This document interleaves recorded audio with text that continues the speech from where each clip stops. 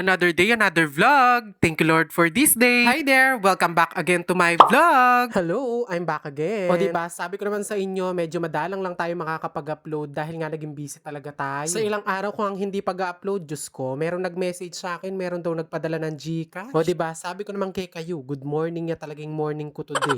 Diyos ko, itong follower ko na to, basta-basta na lang nga nagsisend. Hindi niya talaga ako chinachat. Gusto niya na i-send na bago niya ako i-chat. Dahil nga siguro nakikita niya na madalang lang akong mag-upload, ay Diyos ko, pedala na akong panyaling ulam.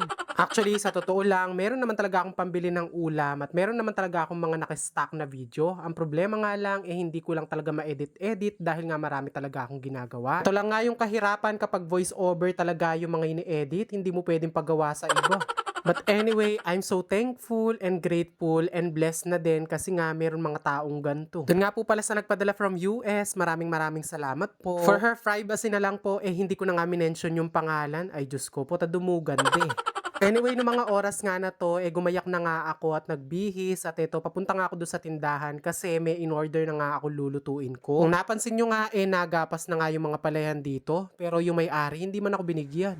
Charis.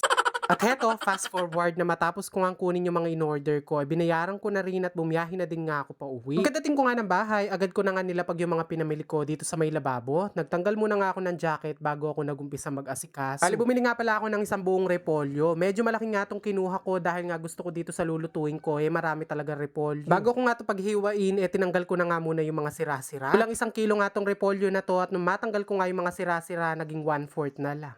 Char! Alam niyo ba dati kapag bumibili ako ng repolyo, akala ko pag malaki mas maganda nga yung laman. Mas mainam nga daw na kapag bumibili ka ng repolyo yung mabigat at hindi yung magaan na malaki. Diyos ko, buti na lang nga at meron nagsabi sa akin ng ganun. Kung hindi hanggang ngayon ganun pa din yung mga binibili ko repolyo. So after ko nga matanggal yung mga sira-sira heto, tinanggal ko naman yung matigas na parte. At pagkatapos nga nun, hiniwa ko lang katulad nga na nakikita nyo sa video. Ang hiwa na to saktuhan lang. Yung saktuhan lang na hindi ka mababaknan. Nang matapos ko ngang hiwain yung repolyo, heto, kinuha ko na nga yung carrots at agad ko na nga itong binalatan. Para nga ako madali siyang paghihiwain ganyang hiwa nga yung ginagawa ko. Hiniwa ko muna siya ng maninipis, tapos ayan, ganyang hiwa naman yung ginawa ko pagkatapos nga nun. Para nga ako mas lalong sumarap, lalagay ko na nga dito yung sarili ko. Char!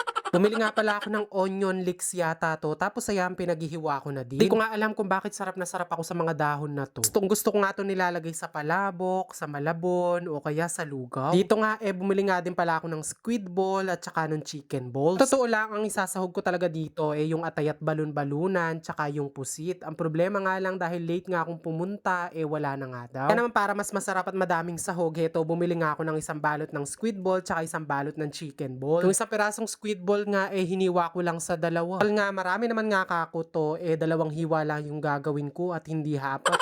O diba, sige, lingad mo pang Kapampangan tamo. Bali, ito nga pala manok, pinaghihiwa ko lang ng ganto kaliliit. Chicken breast nga pala to at yung hita ng manok na tinanggalan ko lang ng mga buto-buto. 1/4 nga lang pala tong binili ko na to dahil konti lang naman yung lulutuin ko. Patapos ko nga may prepare lahat ng gagamitin ko, heto, nagpainit na nga ako ng mantika dito sa may kawali, tapos pinrito ko na nga muna itong mga squid balls at chicken balls. Sabi nga nung kaibigan ko, hanggat meron daw nakikitang puti hindi pa daw luto yun. O Diyos ko, gawan layatang uling.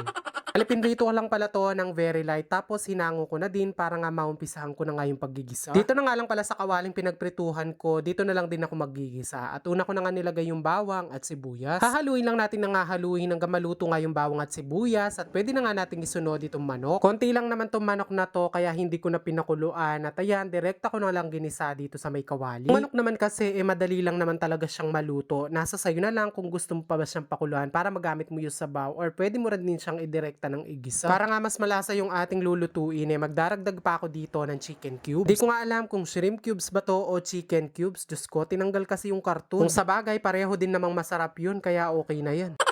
Hinalo-halo ko lang hanggang matunaw nga yung cubes. Tapos heto, nilagay ko na din yung carrots. Actually, yung niluluto ko na to, pwede siyang ulamin or pwede rin naman siyang meriendahin. Nung isang araw nga kasi, nanonood ako ng mga vlog ng mga idol ko nagluluto at napanood ko nga yung video ni Kamangyan. Di ba nga nung nakaraan na nagluto ako, ang ginamit ko nga bihon. Ngayon naman, sotanghon. Baka kasi pinapanood ko si Kamangyan noon, parang bigla akong nag-crave. Kaya naman nung meron nga biglaang nag-send ng Gcash sa akin, ay Diyos ko, sabi ko ngayon pa lang matutupad na yung cravings ko na sotanghon. Makukumpleto na nga yung parte ng katawan ng dinadala ko.